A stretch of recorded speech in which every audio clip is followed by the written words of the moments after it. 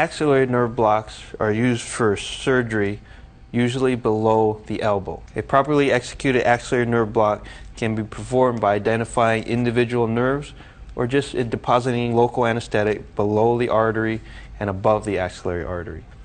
Axillary nerve blocks under ultrasound can improve safety because you can view many of the small arteries and veins in the axilla and avoid intravascular injection.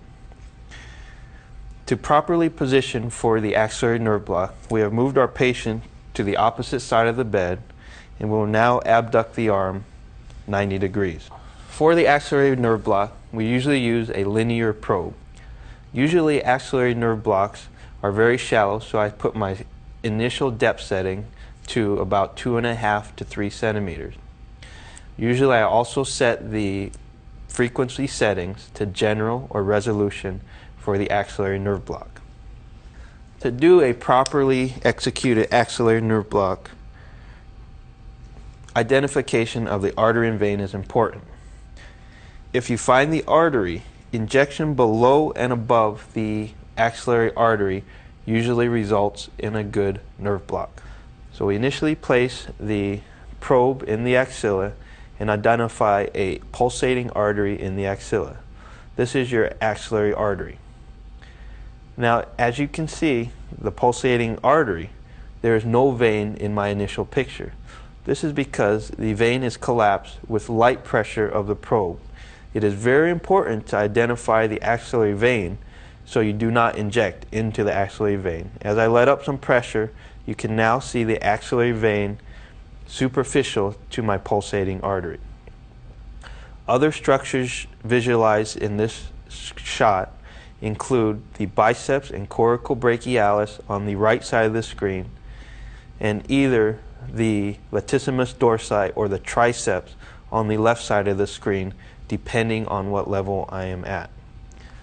So our needle approach to the axillary block is always cranial to caudal in this direction.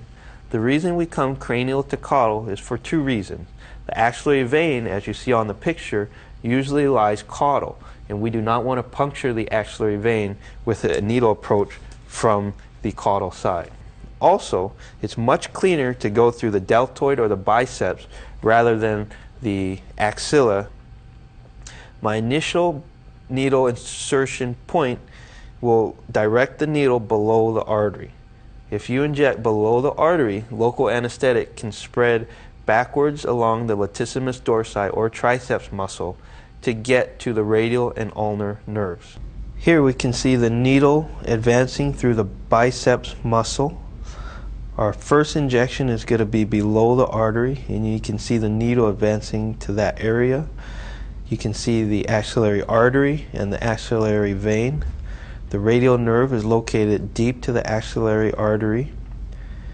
The ulnar nerve is located between the artery and vein, and the median nerve is located at 9 o'clock on the axillary artery. Now we see the needle being advanced above the artery. You can see the local anesthetic has already been injected deep to the artery, and now the median nerve is sitting on top of the artery at 12 o'clock. The needle is now pushing the artery down and injecting local anesthetic all around the artery and the median nerve. We then advance the needle towards the ulnar nerve, which is now directly in front of the needle. Our goal is to get local anesthetic around the ulnar nerve here. Total volume injected appears to be large, but it is only 20 milliliters so far. Now the ulnar nerve is visible floating in the local anesthetic and the median on top of the artery.